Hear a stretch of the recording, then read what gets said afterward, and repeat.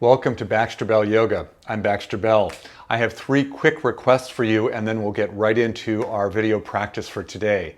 Number 1, please check out my website, baxterbell.com, where you can find access to my online yoga classes.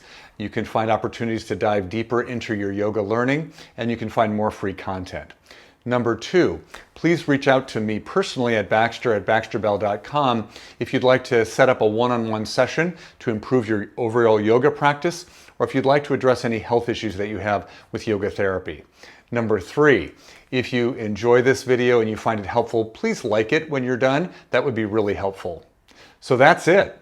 Let's take a look at what our practice for today is. All right, so today for our practice, we're going to be again exploring a variation of a tree pose, Vrikshasana. And for this one, I've got 2 blocks and I've set them on their lowest height, one in front of the other, so I can create a little platform for my foot.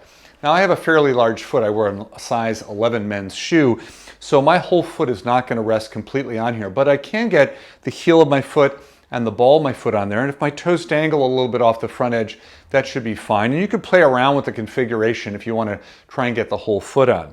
So we're basically going to work with whatever variation of tree pose has been working for you nicely lately. So that could be the low version with the heel just above the ankle, foot on the calf, heel above the knee, or heel up closer to the pubic bone. But wherever you take that foot, work with that at the edge that's right for you, okay? It's going to be interesting enough just being up on the block. And again, the hands can be on the hips, out to the side, or up in the air, whatever works nicely for you. So I'm going to go ahead and set my blocks in a spot that feels right. I'm going to go ahead and step my right foot up onto the block, and I'm just going to get used to being on the block for a moment.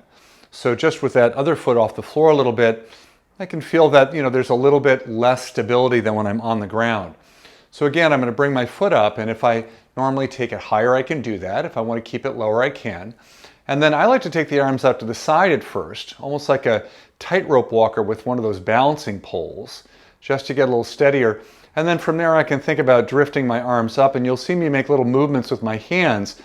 That's a kind of self-correcting technique I've developed that keeps me from falling sometimes just by moving the arms a little bit as I feel the body wobble. And even though my hands might be out of the screen right now, I'm just reaching straight up with my arms about shoulder distance apart. So we're just going to hang out here for about 6 or 8 breaths at a half a minute. Sometimes you can work obviously up to longer holds. And then go ahead and bring the arms back down for a moment. And then we're going to go ahead and step off the blocks for a second, back to terra firma, enjoying the nice groundedness of the actual floor. And then we'll try the second side. As I've mentioned before, I've had some twists and turns in this other ankle, so sometimes this is my more challenging side. So again, I'm going to just kind of notice how it is to float that other foot off the floor for a moment, and then I'll go ahead and bring my foot up carefully. I'm using my gaze in front of me to help steady my balance, and then the arms can come out to the sides again. Legs are firm as they would be in regular tree pose, and we've just got this new factor to deal with, this being up a little bit higher off the ground.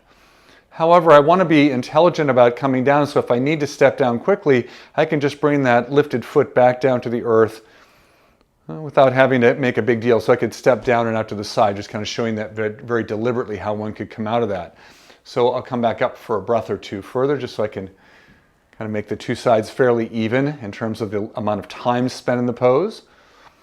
Good, so tree pose, stepping up onto blocks to add a little extra challenge to our balance today. And then bring the arms down and then step all the way off. And sometimes it's nice to give the legs a quick little shake. All right, so tree pose, standing on blocks, as a little bit of a variation on the traditional tree pose, just to challenge that balance a little bit, to keep you on your toes and to keep getting those different factors that help with our balance, our inner ears, our eyes, our sensory nerves, our proprioceptors, and our exteroreceptors, all working together to stay healthy over time. So I hope you enjoyed that. Please follow me on Facebook and YouTube at Baxter Bell Yoga. Please join me for a live streaming class online sometime soon. Thank you so much for joining me today, and I'll look forward to having you join me again in the near future. Don't forget to like this video. Namaste.